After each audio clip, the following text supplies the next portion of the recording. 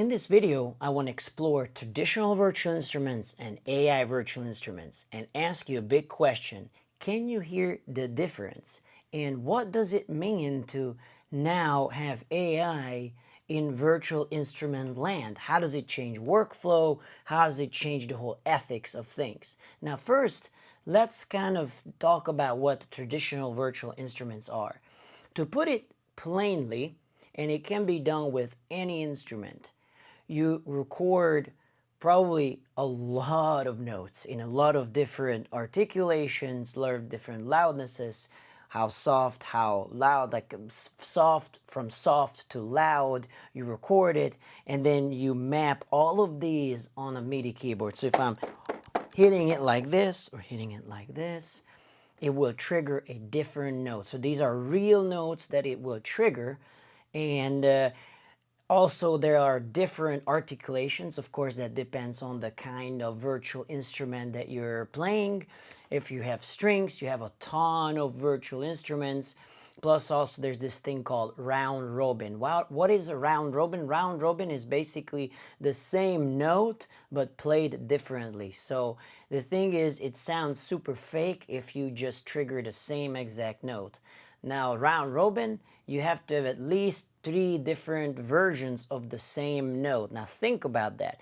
You have to have different versions of the same note, same articulation, and same loudness, which means your library is a large library, and you need a lot of space on your computer, a lot of RAM, and you need a very powerful computer.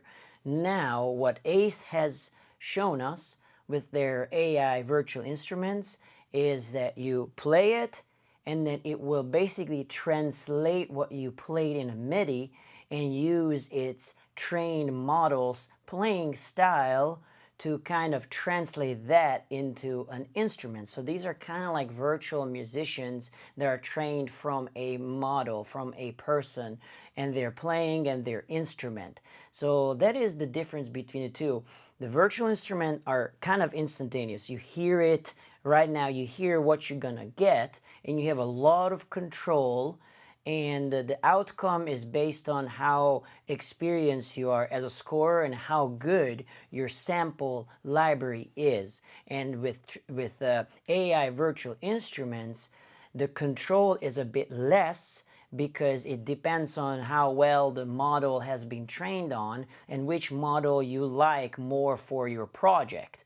So, and when it comes to AI and creative aspects, it's the level of control that makes it more human. So the more you're able to control it, the more it becomes a tool for musicians, for music producers, artists, singers, songwriters.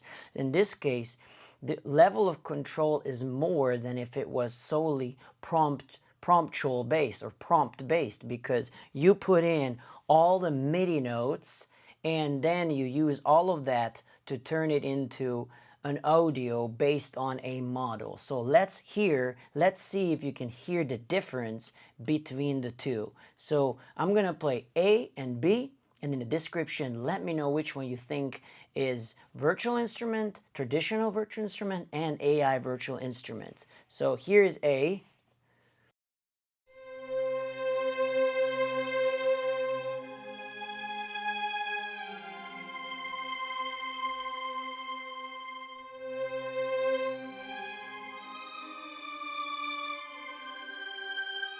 And here is B.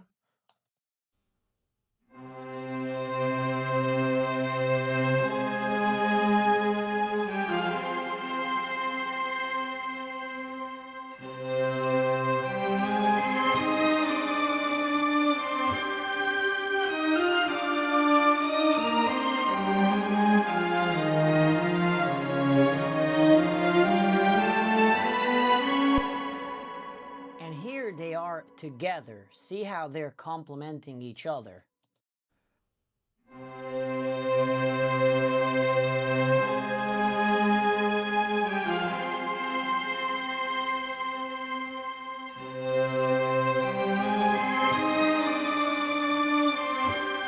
A again, A again.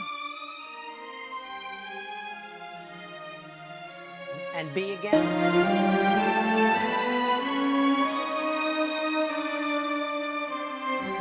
And together.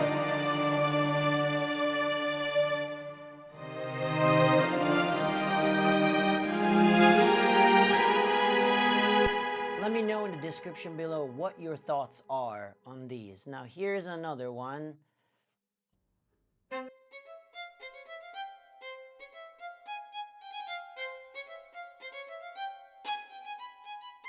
Here's B.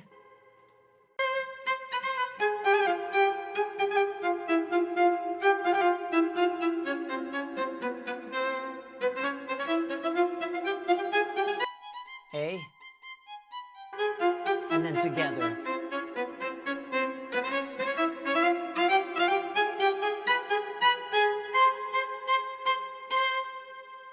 In contemporary music production, MIDI mockups and virtual instruments are more prevalent than ever. Samples often shape entire productions. This taught me that technology opens possibilities, but now we have to ask, as producers, when we use virtual instruments or loops, are we replacing musicians purely due to budget constraints, or are we simply evolving how talent is expressed? In the end, the knowledge and artistry still matters, whether we are recording a live player or performing a virtual instrument.